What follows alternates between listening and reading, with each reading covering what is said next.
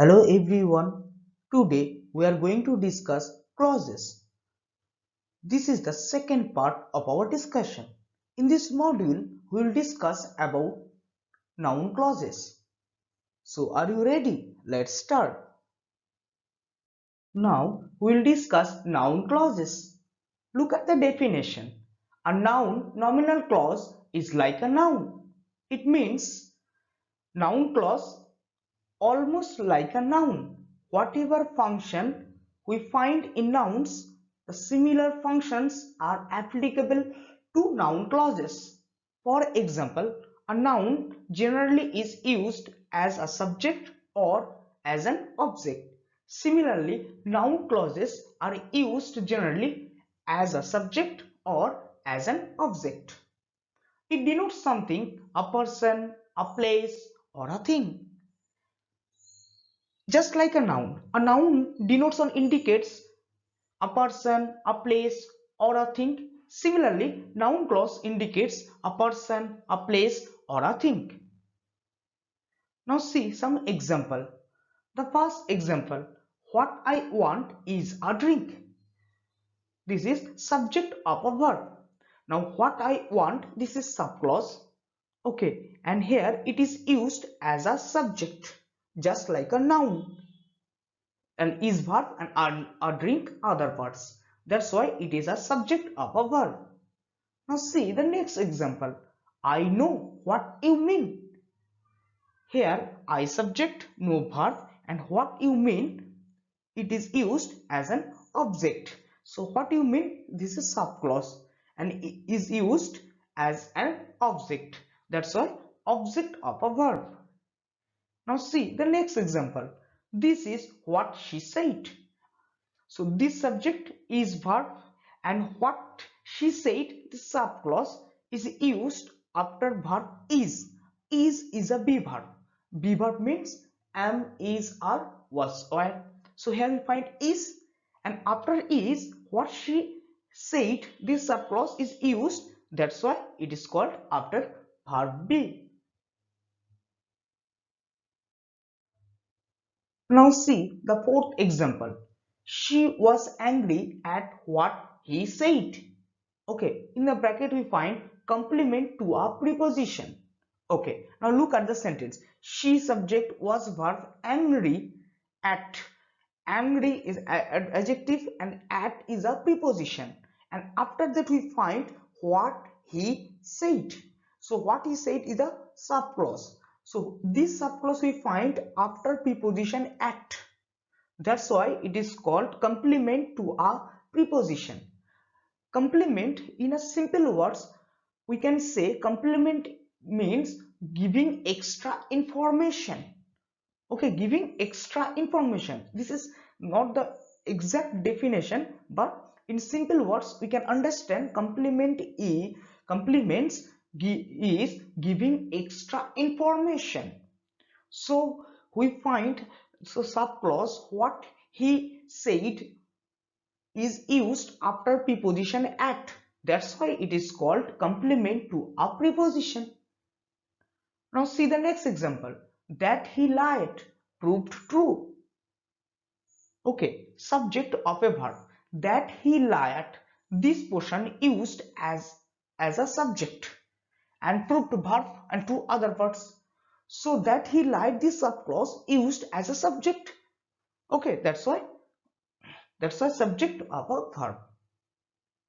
Now see the next example. I am glad that you enjoyed it. Okay. Look at the bracket part, complement to an adjective. So complement means giving extra information. So uh, whom does it give extra information? An adjective. Okay, now look at the sentence. I am glad that you enjoyed it. So I subject, am verb, are glad adjective. And after that we find the subclause that you enjoyed it. So we find after adjective the subclause is used. That's why it is called complement to an adjective, because the adjective glad, okay, takes the extra information that you enjoyed it. I mean the subclause that you enjoyed it gives extra information of an adjective glad. That's why it is called complement to an adjective. Now see the next example. The news that he failed shocked her. Okay, look at the bracket part. After some nouns, adding extra information. Okay, so look at the subclause. The news that he failed. So what is the news? That he failed. So the news is noun and that he failed gives extra information of the noun news. That's why it is called after some nouns adding extra information. So this is subclause. The news that he failed is a subclause and then shocked her. Now see the next example. See to it that he cannot escape. Apposition to it. Apposition means in simple word giving extra information. So it gives extra information to it. That's why it is called apposition to it. Now see the example. See to it that he cannot escape. So that he cannot escape, this subclause gives extra information of it. That's why it is called apposition to it. Now see the next example. Who telephoned to me is a mystery. The subject of a verb. So who telephoned to me is a subject, is verb, and a mystery other parts. That's why subject of a verb. So who telephoned me is a subclause. Now next example. It depends on how he works. Complement to a preposition. Complement means giving extra information to a preposition. Okay. So subclause how he works, it is used after preposition on. That's why complement to a preposition. Now see the next example. The question is how he did it after verb be. So verb here, be verb means am is or was where. Here we find is. So after is we find the subclause how he did it. That's why it is called after verb be. Now we are going to discuss some tricks.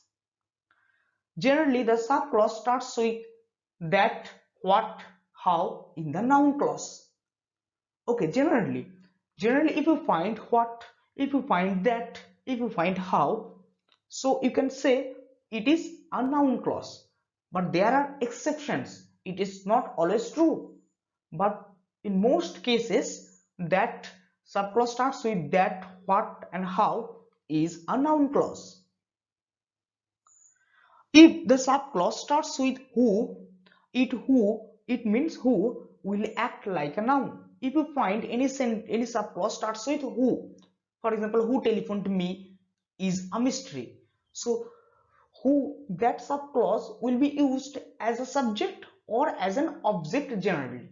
So if the subclause starts with who used as a subject or as an object, it means it is a noun clause.